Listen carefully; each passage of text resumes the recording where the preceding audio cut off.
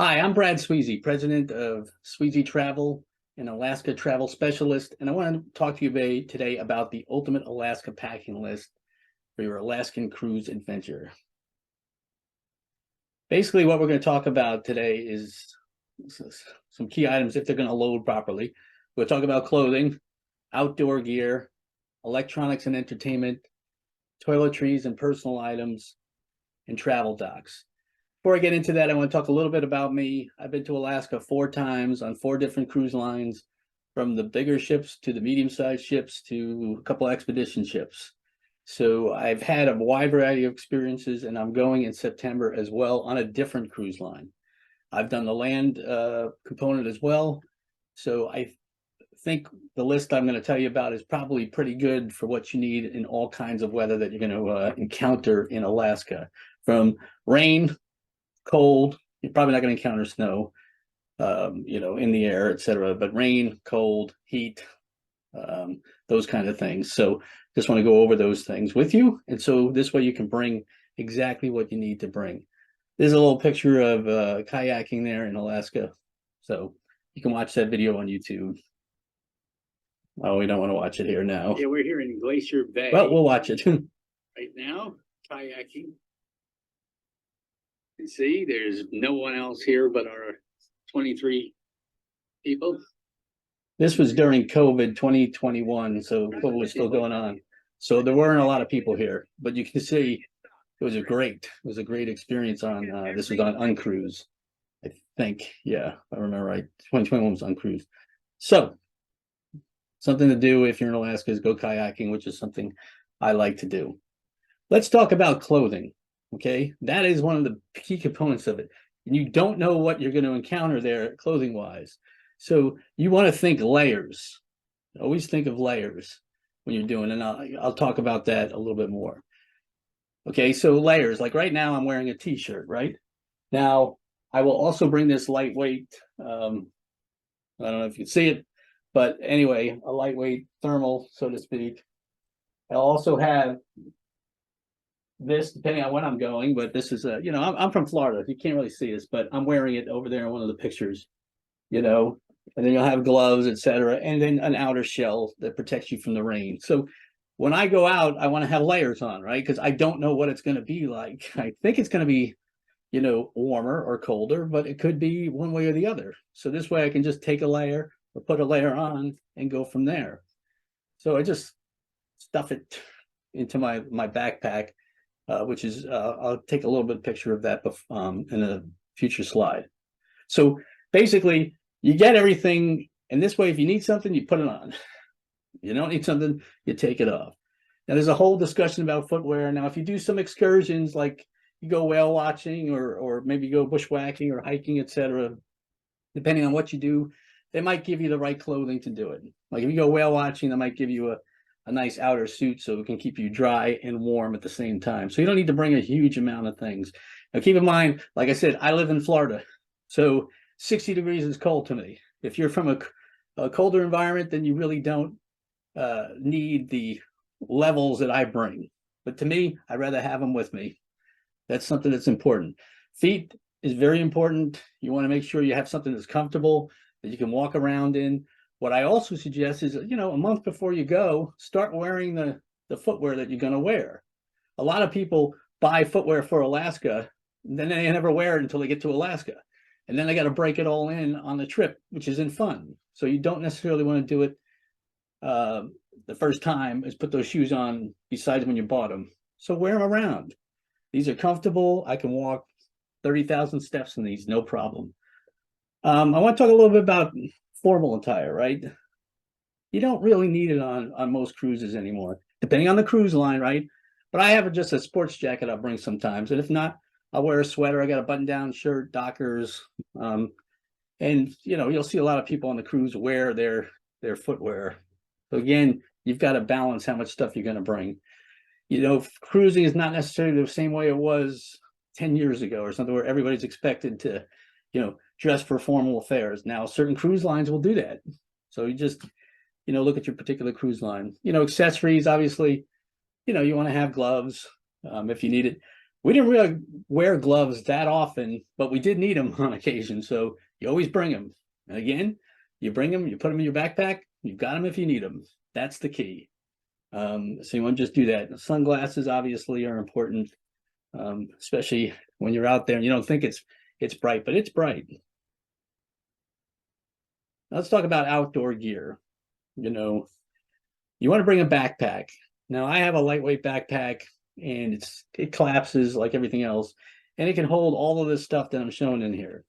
The binoculars in this picture are bigger than what you need, but if you've got some, bring them, because seeing whales and stuff, you know, you'll see pictures and they look really close.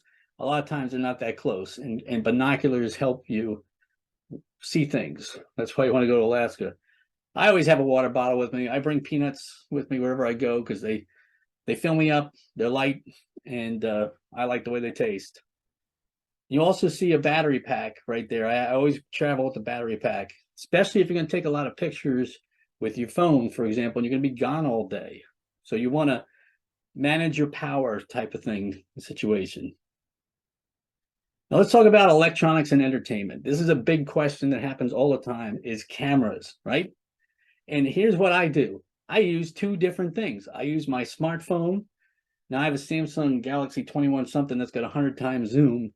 So I use that for slow moving things where I can focus, right? I don't have to watch a fast moving thing like a an orca, for example. Those things, they're not moving particularly quickly. And if you try to do it with your digital camera and you're 5 miles away or a mile away, it's not going to come out well, right? So you really have to have both. If you're serious about taking good pictures, you need a digital SLR, at least 300 millimeters lenses. 400 millimeter would be better. 800 millimeter would be great, but 800 millimeter lens is going to be this big and it's a pain in the neck and it's heavy. Some people carry it and they'll get some great shots, but I get a lot of great shots with their 300, 400 millimeter. So you bring them both. And I put a picture in here of the charger power bank that I use. You can obviously plug multiple things in there, and so charge a lot of things at once. Outlet adapter. Depending on your ship, you may run into the European 220 volt type of thing. So you need to have those converters. You can get them on Amazon pretty cheap. And then just boom, you've got everything you need to do it. So I have also a black one that I use as well. So you want to make sure you have the right adapters so you've got power. Power is crucial if you want to capture Alaska and have your experiences so outside of your mind. So you definitely want to do that. And I'm a picture taker, right? That's what I do.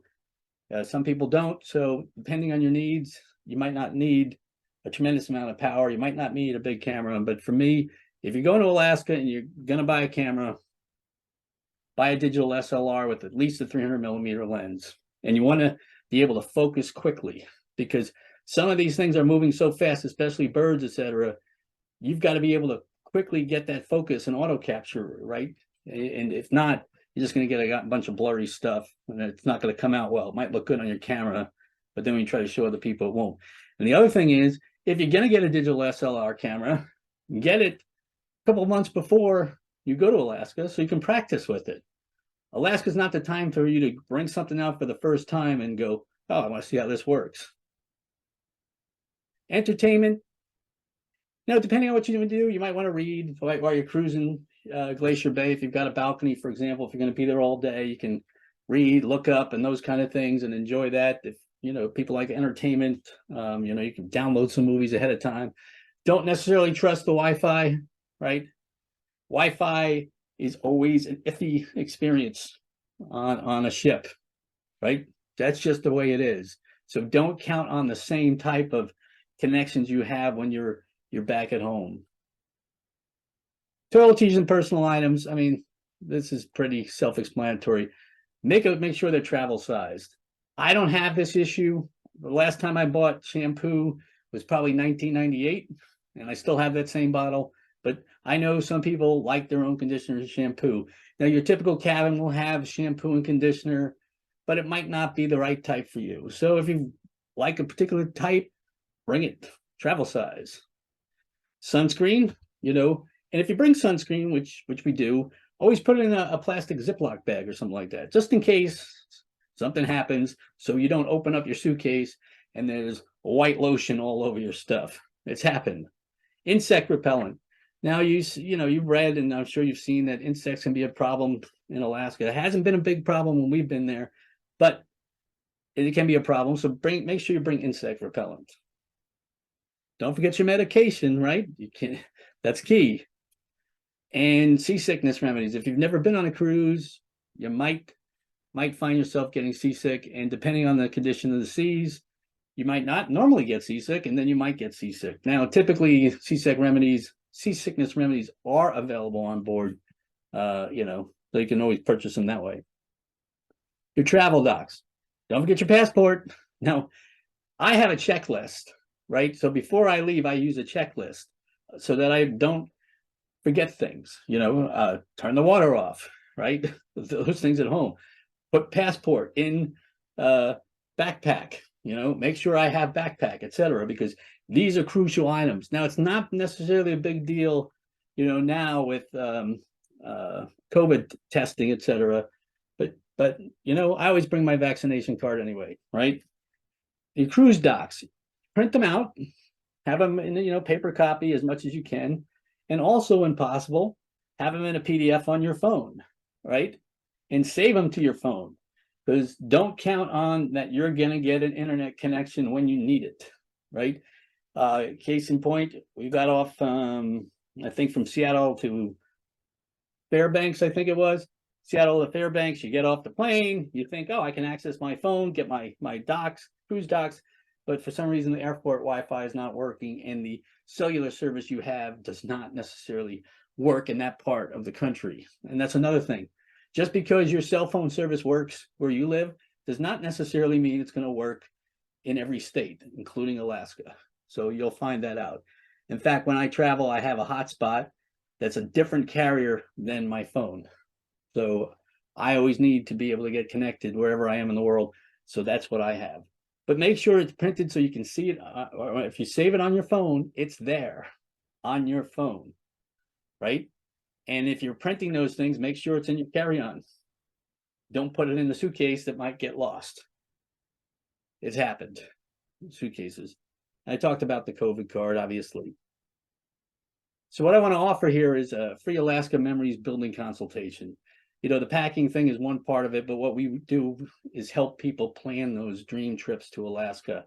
And I think we've got, I can't even remember how many, trips we've planned to Alaska this year alone.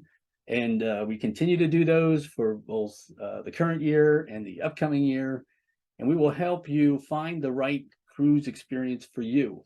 And when you ask other people, which is good, which is the best, all of these kind of things, remember, they're going to tell you based on their personalities. They may not like to do active things, and you might like to do active things. They may be older than you. They may be younger than you. They may like entertainment. You may not like entertainment. You might like doing excursions. They might like exploring towns. So you really want to talk to somebody who can give you a perspective. And often when I talk to people, they adjust their original plans. And so they're going to have a better experience than just asking 5 people what their great experience was in Alaska, because each person has their own particular goals, their own personalities, their own things that drive them and make them happy on vacation. And that's what we want to help you do. So you've got my information there. You can always email me, call me, find me on Facebook. You can, Facebook messaging me and call me. I mean, I had a call Saturday night at, I don't know, 8:45 at night. The person was surprised I was answering, but I did. And I helped them choose a better experience than they had otherwise. So that's it. And I thank you for watching this. Check out some of the other videos, including 3 questions you need to ask or answer before choosing an Alaska cruise, and other 7 mistakes, etc., with Alaskan cruise planning. Okay, thank you.